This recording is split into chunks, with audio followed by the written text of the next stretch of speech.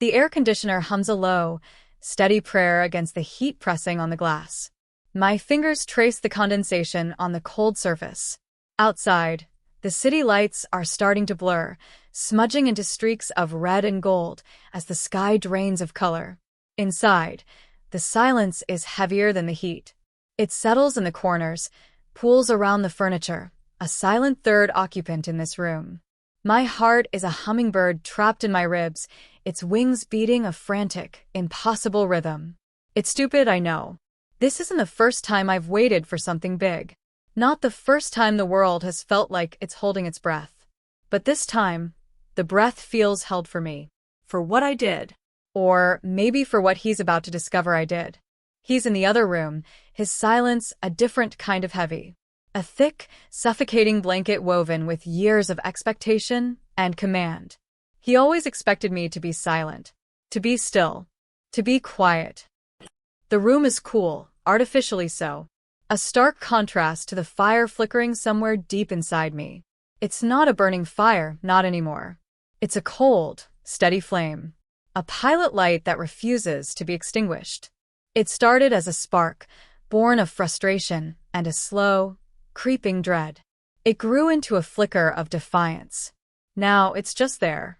A quiet, constant source of heat in a life that demanded I remain cold. I look at my reflection in the glass. My eyes look different. Harder, maybe. Or just tired. It's hard to tell in the fading light. The city lights bloom behind me, a chaotic tapestry of lives I don't know, none of them waiting for this moment like I am. Like he is. He just doesn't know he's waiting yet. That's the difference. He thinks he's just sitting in his chair, waiting for dinner, maybe. Waiting for the usual quiet to resume. But the quiet left a long time ago. He just didn't notice it leave. This feeling, this blend of icy calm and frantic internal tremor, it's new. It's the quiet before the thunderclap. The tension on a string pulled taut, just before it snaps. I inhale slowly, trying to quiet the hummingbird. It doesn't work. It just beats faster. Like it knows what's coming. Like it's trying to escape before the impact. My hand drops from the glass, leaving a ghostly print. My palm is damp. My mouth feels dry. Everything feels dry, except for that cold fire inside me. And the condensation on the window. And the tears that aren't coming, but feel close. Always feel close, these days. Just waiting for permission. They won't get it. Not now. Not yet. Maybe not ever. Crying feels like surrendering. And I stopped doing that a while ago. Without telling him. Of course. If you've ever felt like you were living in someone else's story, like your own voice was lost in the noise, tell me in the comments. I read all of them. And if you haven't already, please subscribe.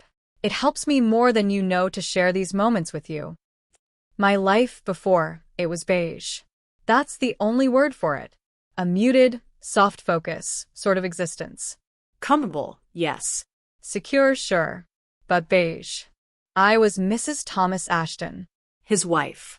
An accessory sometimes. A silent partner always. My name felt less like my own and more like an extension of his. He built things. Big things. Buildings that scraped the sky. Deals that made headlines. I built a home. I hosted dinners. I smiled at the right people. I listened more than I spoke. When I did speak, it was usually to agree. Or to ask a question that kept the focus on him. He liked that. He liked being the sun in our small, quiet orbit. And I suppose I got used to being the moon, reflecting his light, existing in his shadow. We lived in a house that was more museum than home. Polished surfaces, expensive art, rooms that were rarely used. Every object felt carefully curated, placed just so, like me. Every day had a rhythm, a predictable flow. His work, my management of the home. Dinners, usually quiet, sometimes with guests where I performed the role of the gracious hostess. Sleep. Repeat. There were no sharp edges. No loud noises. No surprises. It was a life designed for control, for order, and I fit into it perfectly. I was the quiet, compliant wife. The one who didn't make waves. The the one who understood her place. And for a long time, maybe I even believed that was my place. I had dreams, once. Small ones. Quiet ones, fittingly.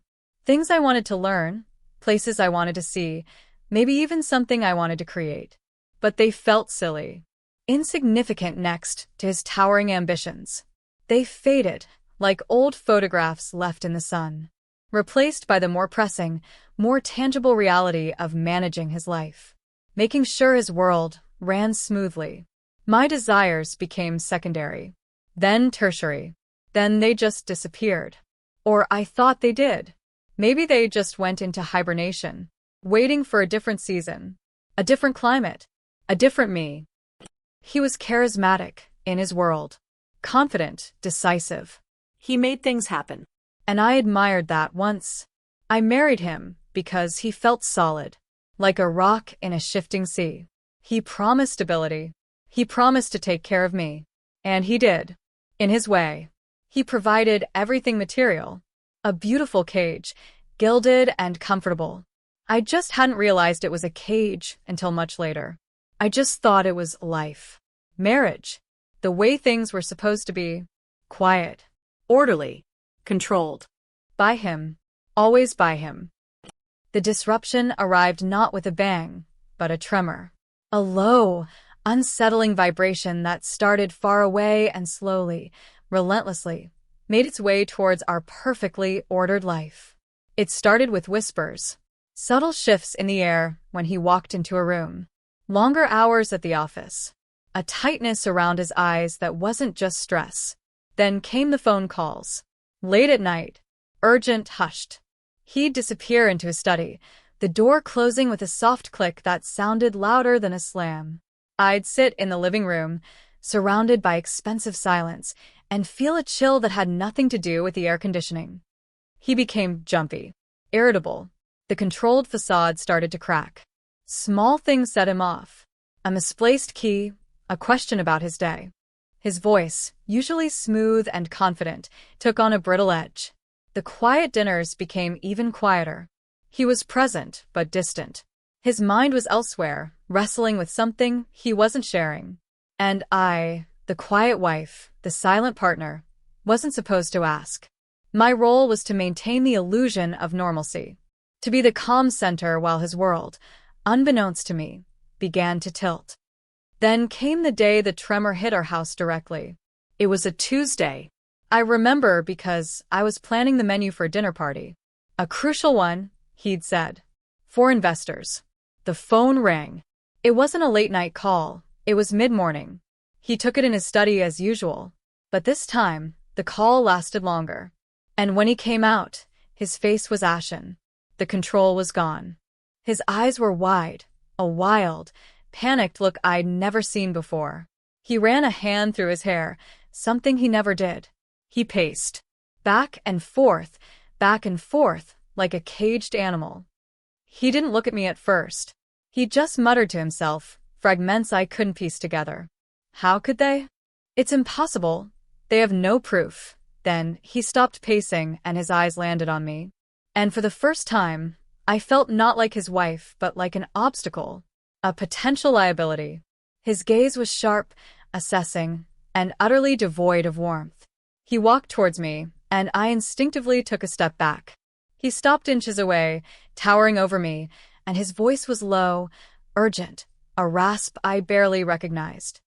Something's happened, he said. Not an explanation.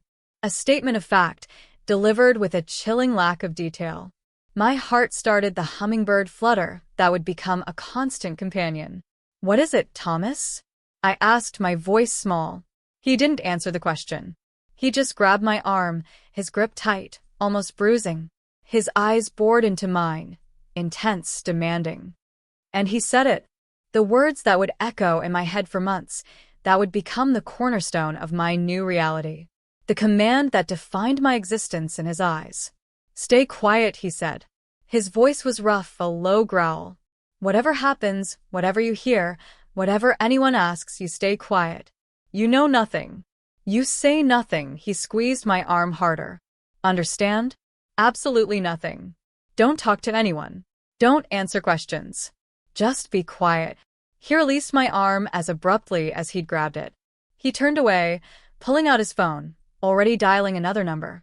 He was gone again, back into the crisis, leaving me standing there, the phantom pressure of his fingers still on my skin, the two words hanging in the air like poison. Stay quiet. The days after that were a blur of confusion and rising panic. The news started to trickle in. Not about him, not yet, but about his company. Whispers of irregularities. Investigations. Lawsuits. The tremor grew into a shake. Our perfect, quiet world began to crack. The dinner party was canceled. Life outside the house seemed to accelerate into chaos, while inside, time slowed to a crawl, marked only by the hushed intensity of his phone calls and his increasing demands for my silence. He reinforced the command repeatedly. "Did you talk to anyone?" he'd ask, his eyes narrowed. "Remember what I said. Stay quiet." He didn't explain why I needed to be quiet, or what I needed to be quiet about. Just the absolute, non-negotiable requirement of silence. It felt like he was building a fortress of silence around us, expecting me to be the final, impenetrable wall. My early struggles were small, internal skirmishes. Against my own nature, which wasn't naturally inquisitive, but was now prickled by fear and uncertainty. Against the growing pressure from the outside world, even indirect pressure. Friends called, asking if we were okay, if the rumors were true. I'd give vague answers, repeating his mantra, without even realizing it. "Everything is fine. Just some business trouble." The words felt foreign on my tongue. Hollow. He became more controlling. He monitored my calls, subtly at first, then less so. He'd ask who I was talking to. He discouraged me from leaving the house, suggesting it was for my own protection. Protection from what? He didn't say. Just that it was better if I stayed home, stayed out of sight, stayed quiet. The house, once a comfortable cage, started to feel suffocating. The silence he demanded became a physical weight, pressing down on my chest, making it hard to breathe. I tried to understand. I searched online discreetly. News articles were vague, speculating. It seemed to involve complex financial maneuvering, something about offshore accounts, inflated assets, defrauding investors. Legal jargon I didn't fully grasp, but the underlying implication was clear. This was serious. This wasn't just business trouble. I wanted to ask him. To really ask. To understand the depth of it. To know what we were facing. To know his part in it. But his demeanor discouraged questions. He was tense, fragile in a terrifying way. Any attempt to broach the subject was met with a dismissive wave of his hand, a sharp glance, or the reiteration of the command. Just stay quiet. The frustration built. The fear curdled into something else. A simmering resentment. His silence wasn't protecting me. It was isolating me. It was keeping me ignorant, vulnerable. He was making decisions that impacted my life, our life, without any input from me, without any explanation. He was hiding behind my enforced quiet, using it as a shield. The rising challenges came from multiple directions. The news coverage intensified. His name started appearing, tentatively at first, then more prominently. The building he'd been so proud of, the one scraping the sky, was now a symbol of his alleged malfeasance. The whispers turned into louder questions. The pressure mounted. We started getting calls from lawyers. Formal letters arrived, thick envelopes filled with legal speak. He dealt with them all in his study, the door closed. But the tension seeped out, filling the house like a toxic gas. His lawyers advised absolute silence. No public statements. No talking to the press. No talking to anyone about the case. And he, of course, extended that command to me. More forcefully now. "They might try to contact you," he warned one evening, his voice low and urgent. We were in the living room, the city lights glittering outside, oblivious to the storm gathering within our walls. Investigators. Journalists.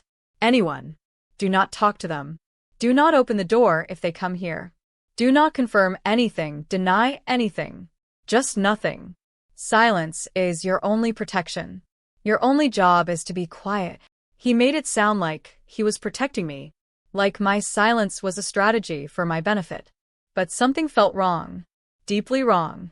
The way he looked at me when he said it. Not with concern, but with calculation. Like I was a piece on a chessboard he needed to keep immobile. Like my voice, if unleashed, was the most dangerous thing he could imagine. My days became long, empty stretches of forced inactivity. I stopped planning dinners. We ate simple meals, often in silence. He was consumed by calls, meetings with lawyers, strategy sessions I wasn't privy to. I was supposed to exist in a vacuum, sealed off from the crisis swirling around us, while he navigated the storm alone. Or perhaps, while he navigated the storm and left me shipwrecked on a silent island.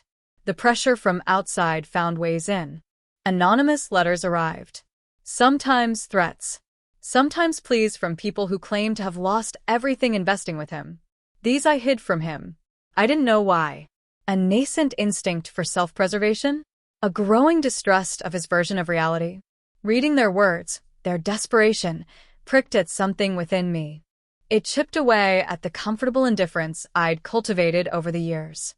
Their pain felt real. His silence felt convenient. The media camped out near our street sometimes. Cars with dark windows would sit for hours. I felt like a prisoner in my own home. Every curtain twitch felt like a betrayal. Every walk outside felt like a risk.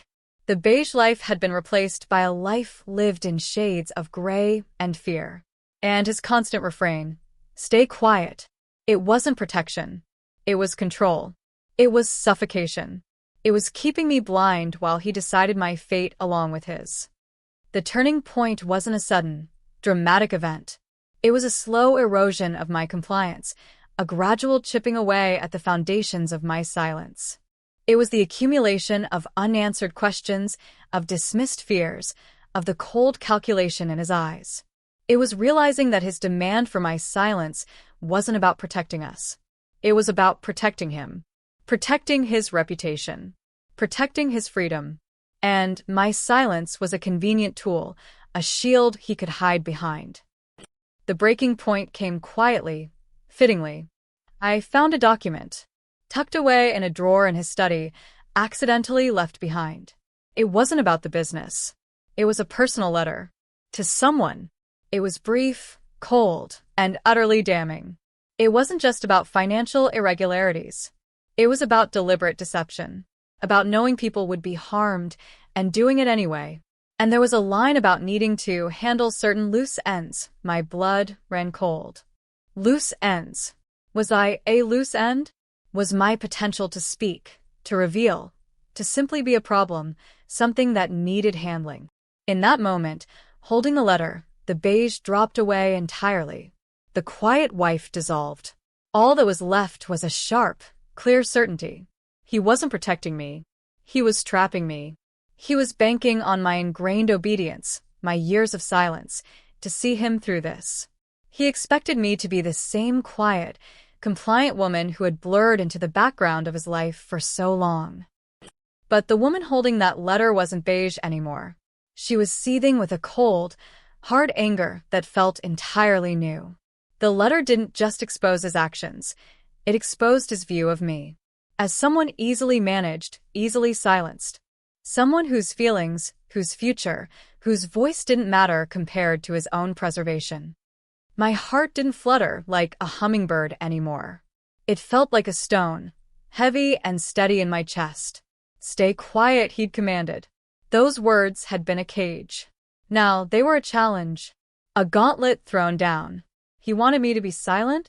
Fine. I would be. But not in the way he expected. My silence wouldn't be born of fear or compliance. It would be strategic. The silence of someone gathering strength. Someone making plans he knew nothing about.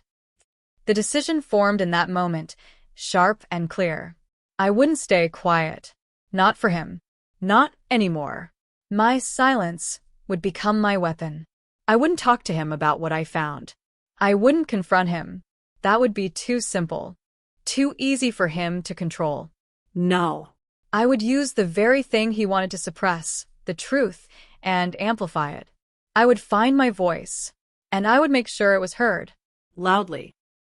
The deepening crisis unfolded externally while, internally, I was building my quiet resistance. The legal pressure intensified. His lawyers were aggressive, but the evidence, whatever they had, seemed to be mounting. There were reports of other people involved, some cooperating with authorities. The circle was tightening around him. He became more volatile, pacing late at night, shouting into the phone. He slept little. He ate less. His confidence, once his most defining trait, was visibly eroding. He was a cornered animal, dangerous and unpredictable. He didn't notice the shift in me. He was too consumed by his own unraveling world. He saw my continued silence as proof of my obedience, my fear. He interpreted my quiet observations as ignorance. Good, I thought. Let him. Let him underestimate me. Let him believe I was still the same quiet wife he had commanded to stay silent. He started talking about worst-case scenarios. About losing everything. About jail. His voice was hollow, defeated. He wasn't asking for comfort or support. He was just venting his fear into the silent space he assumed I occupied. He spoke around me, not to me. He still didn't explain the full truth of what he had done. He just talked about the consequences, as if they were something happening to him, not something he had caused. He grew more paranoid. He suspected everyone. He accused people on his team of betrayal. He worried about leaks. He trusted no one, except, apparently, the quiet wife who stayed home, who stayed silent. He saw my passivity as loyalty. It was chilling to watch, to see how completely he misread me, how his own arrogance and crisis blinded him to the fundamental change happening right beside him. All seemed lost from his perspective. His empire was crumbling. His reputation was in ruins. His freedom was in jeopardy. And he was alone, despite being in the same house as me. He had built walls around himself, and in his final crisis, those walls became his prison. And I, the quiet wife, was outside those walls now, invisible to him but watching, planning. While he wrestled with his lawyers and his demons, I began my own quiet campaign. I started researching, not just the public details of his case but the media landscape. Who covered these kinds of stories? Which journalists were relentless? Which networks had investigative teams known for deep dives? I learned to clear my browsing history obsessively. I used a burner phone, purchased with cash miles away from our neighborhood. I created anonymous email addresses. The fear was a constant companion, a cold knot in my stomach. Every click felt risky. Every phone call felt amplified. What if he checked the router history? What if he saw the new phone? What if he noticed I was suddenly gone for an hour? I had to be meticulous, careful, quiet. The irony wasn't lost on me. I was using his own weapon, silence and secrecy, against him.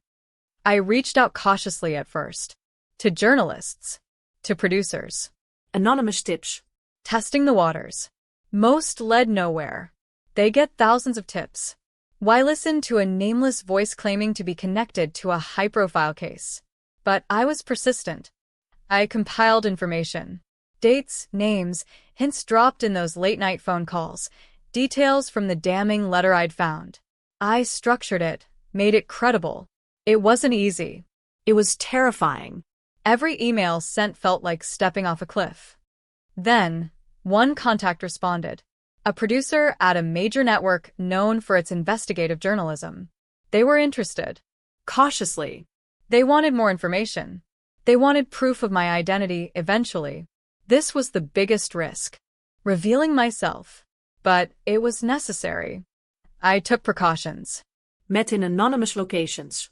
Had burner phones for communication. Verified their credentials. They were professional, thorough, and just as cautious as I was. The process took weeks. Months, maybe. It felt like years. Building trust.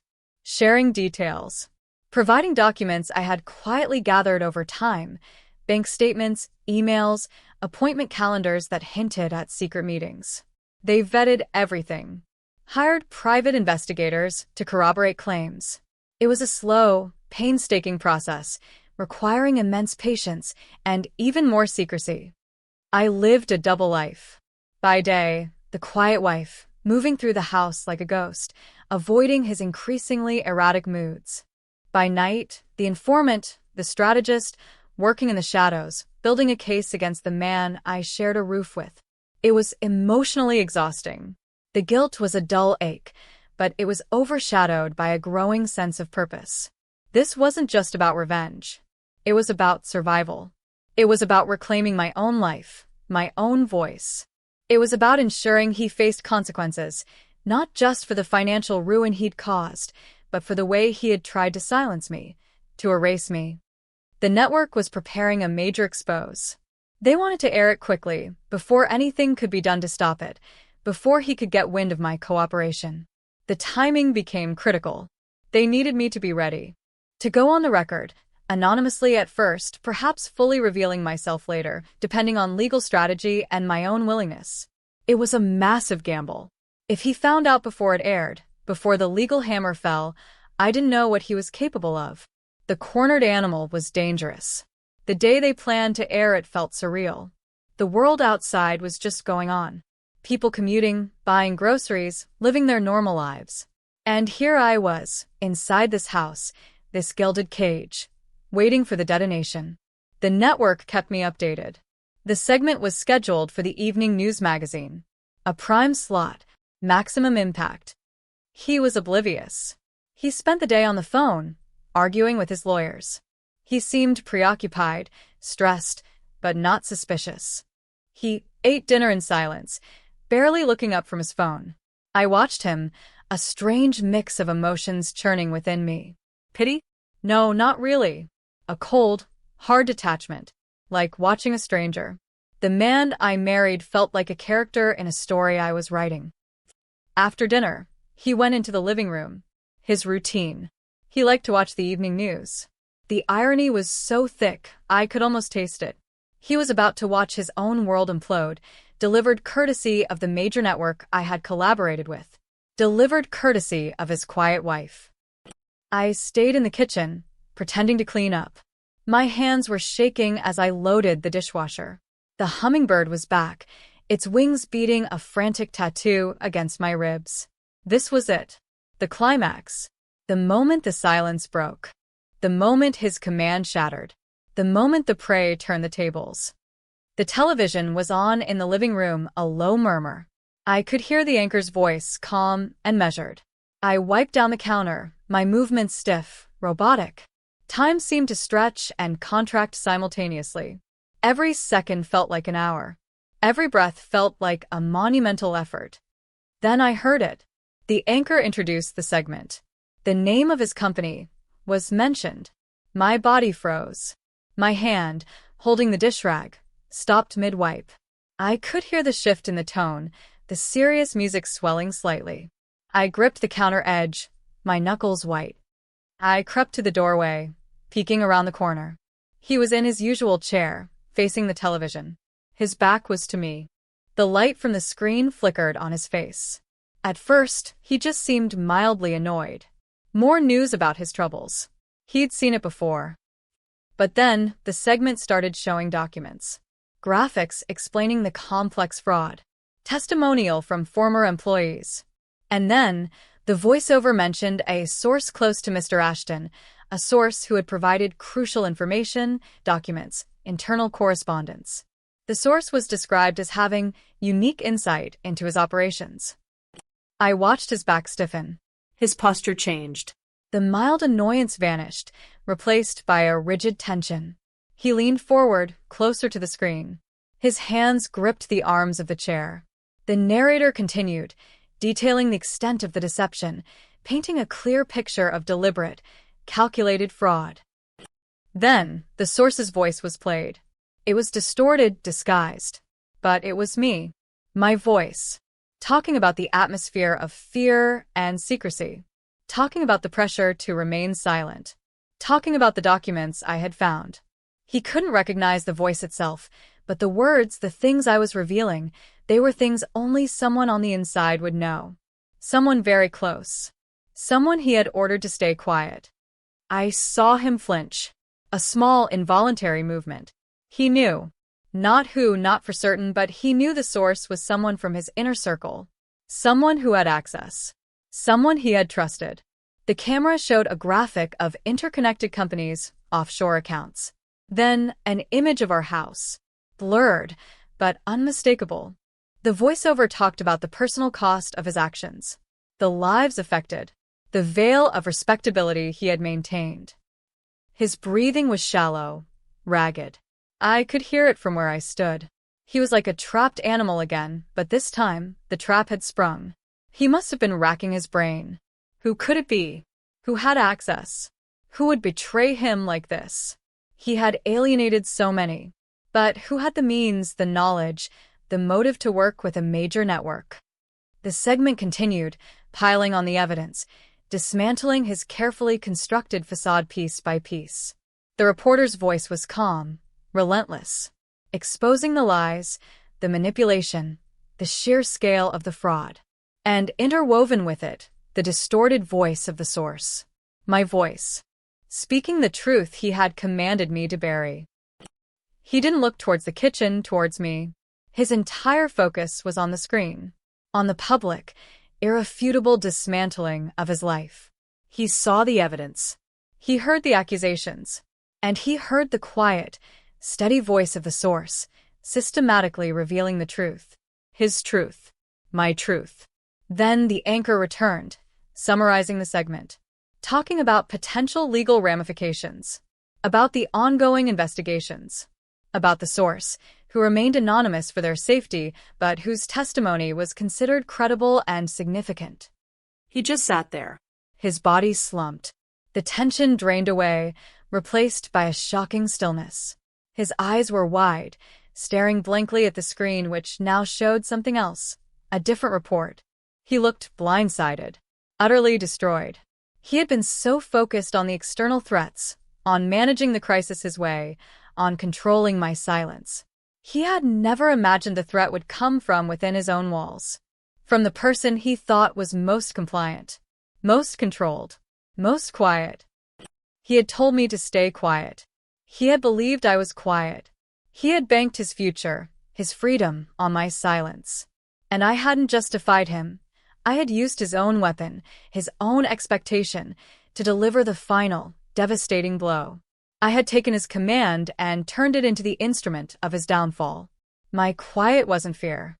My quiet was planning. My silence wasn't submission.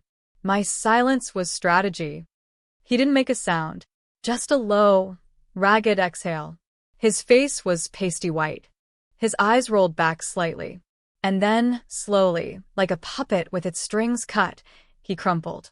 His head lolled to one side, hitting the back of the chair. His body went limp. He slid down, his legs giving way, until he was a heap on the expensive Persian rug. Collapsed.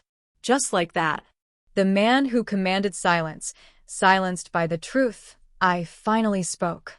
The truth he thought he had buried in my quiet obedience. I stood in the doorway, watching him. There was no surge of triumph, no wave of elation, just stillness. A profound, unsettling quiet, far deeper than the silence he had demanded. The television murmured on. The city lights outside continued their indifferent dance. And on the floor, the man who had tried to silence me lay collapsed, defeated by the voice he had so utterly underestimated. The aftermath was a blur of flashing lights, sirens, and hushed voices. The network had arranged for someone to be discreetly nearby, just in case. They were there within minutes, followed by paramedics. The house, usually so quiet, was suddenly filled with urgent noise and activity. He was taken to the hospital. They said it was stress-related, a severe shock to his system. Physically, he would recover. But his world, the one he had so fiercely guarded and so brutally managed, was irrevocably broken. The story was everywhere. The network segment was replayed endlessly. Other news outlets picked it up. The anonymous source became a subject of intense speculation. Everyone wondered who it was. Who had been so close to him? Who had the motive and the access to blow the lid off everything? He knew, of course. Or at least, he knew it wasn't who he thought it was. that the quiet wife wasn't quiet at all. Legal proceedings moved swiftly after the expose. The evidence I provided was crucial, damning. The sheer scale of his deceit became undeniable. He was arrested shortly after leaving the hospital. His bail was astronomical. His legal team, previously aggressive, seemed less confident now. The narrative had shifted. He wasn't just a businessman facing regulatory issues. He was a fraudster exposed by someone he had wronged. My life changed overnight. The house felt different. Empty, despite being full of echoes. The silence was still there, but it was my silence now. My choice. Not a command. It was a quietness born of introspection, of processing everything that had happened. The network offered me protection, support. They respected my decision to remain publicly anonymous for a time. My voice had been heard, loud and clear, without revealing my face, my name, to the wider world just yet. There would be a time for that, perhaps, when the legal process was further along, when I felt ready. Financially, the network deal was significant. It wasn't about getting rich. It was about securing my independence. It was about taking control of my own future. He had tried to trap me financially, dependent on him, bound by the security he provided. But now I had my own means. A future not tied to his rise or fall. A future I could build, finally, on my own terms. There was no sense of joyful victory. It was too complex for that. A quiet satisfaction, maybe. A sense of having done what was necessary. Of having reclaimed my agency. But there was also a deep sadness. For the years lost. For the marriage that was built on a foundation of control and silence. For the man he was, or the man I thought he was. And for the coldness I had to cultivate within myself to do what I did. I walk through the rooms of this house now. They don't feel like a museum anymore. They just feel large and empty. The beige is gone, replaced by the sharp, clear colors of reality. My reality. I am no longer Mrs. Thomas Ashton, the quiet wife. I am just me. My own name feels real again, like it belongs to me alone. The quiet he demanded had almost erased me. It had almost swallowed my voice whole. But in the end, that very demand became the catalyst for my defiance. My quiet wasn't weakness. It was a seed. And in the darkness he created, it grew. It grew into a voice that spoke the truth. A voice that shattered his world. A voice that finally set me free. It's a strange freedom, heavy with what came before, tinged with sadness for the path taken, the person I had to become. But it is mine. And it is no longer quiet. Not inside, anyway. The hummingbird is gone, replaced by that steady, cold flame. The pilot light. It's still there. A quiet reminder of the fire I found within the silence. If this story hit close to home, if you've ever felt silenced or lost in someone else's shadow, I'd love to hear your version. Drop a comment with where you're listening from and what time it is. Thanks for being here. Subscribing helps bring more of these stories to life.